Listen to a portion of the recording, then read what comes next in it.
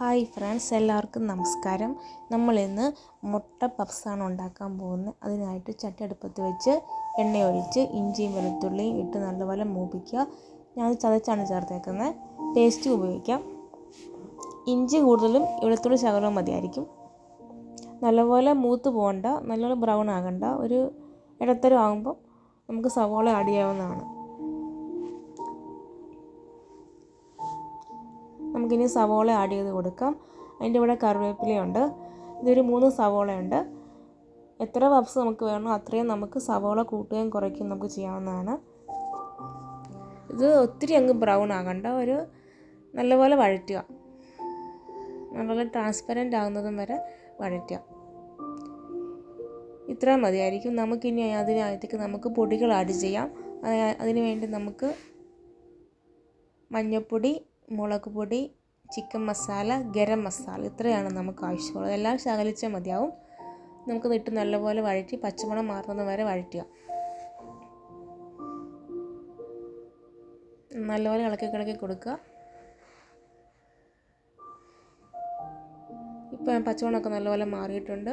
ഇത്രയും മതിയായിരിക്കും. നമുക്കിനി ഇത് ചൂടാറാൻ വേണ്ടി നമുക്ക് മാറ്റി വെക്കാം. നമുക്ക് ഈ സമയം കൊണ്ട് നമുക്ക് മുട്ടയും കൂടെ പുഴുങ്ങി വെക്കേണ്ടതുണ്ട്. അതും മുട്ടയും പുഴുങ്ങി എത്ര പപ്സ് വേണോ അത്രയും നമുക്ക് മുട്ടയും കൂടെ പുഴുങ്ങി മാറ്റി വെക്കണം. മുട്ടയും പുഴുങ്ങി വെച്ച് സവോളയുടെ കൂട്ടും റെഡിയാക്കി വെക്കുക. നമുക്ക് പപ്സ് ഉണ്ടാക്കാൻ സ്റ്റാർട്ട് ചെയ്യാം. ഞാൻ ഉണ്ടാക്കാൻ പോകുന്നത് പപ്സിൻ്റെ ഷീറ്റ് പുറത്തുനിന്ന് ഷോപ്പിൽ നിന്ന് മേടിച്ച ഷീറ്റാണ്. അത് നമുക്ക് കട്ട് ചെയ്ത് വേണം നമുക്ക് എടുക്കാൻ വേണ്ടി. അത് സ്ക്വയറിൽ നമുക്ക് കട്ട് ചെയ്തെടുക്കാം. എന്നിട്ട് നമുക്ക് മൈദപ്പൊടി കൊണ്ട് നമുക്ക് ജസ്റ്റ് ഒന്ന് കോട്ട് ചെയ്യാം, കാരണം അല്ലാതെ ഒട്ടിപ്പിടിക്കാൻ ചാൻസ് ഉണ്ട്. എന്നിട്ട് നമുക്ക് ഓരോ ഇതെടുത്തിട്ട് നമുക്ക് നല്ലപോലെ പരത്തണം. ഒത്തിരി അങ്ങ് പരത്തരുത്, ജസ്റ്റ് ഒന്ന് പരത്തുക. അപ്പുറം ഇപ്പുറം ഇട്ട് നല്ലപോലെ ഒന്ന് പരത്തുക. നമുക്കതിന് മുന്നേ നമുക്ക് മുട്ടയും സവോളയുടെ കൂട്ട് നമുക്ക് എടുത്ത് വെക്കേണ്ടതുണ്ട്. നമുക്കൊരു മുട്ടയും കൂടെ ആവശ്യമുണ്ട്. ജസ്റ്റ് അതിനെ ഒന്ന് കോട്ട് ചെയ്യാൻ വേണ്ടി മുട്ടയും കൂടെ ആവശ്യമുണ്ട്. ഇത്ര എടുത്ത് റെഡിയാക്കി വെക്കണം. അതേപോലെ ഓവൻ നമുക്ക് 180 ഡിഗ്രി 40 മിനിറ്റ് നമുക്ക് പ്രീഹീറ്റ് ചെയ്ത് വെക്കുകയും ചെയ്യണം. നമുക്ക് ഇനി പപ്സ് ഉണ്ടാക്കാൻ സ്റ്റാർട്ട് ചെയ്യാം.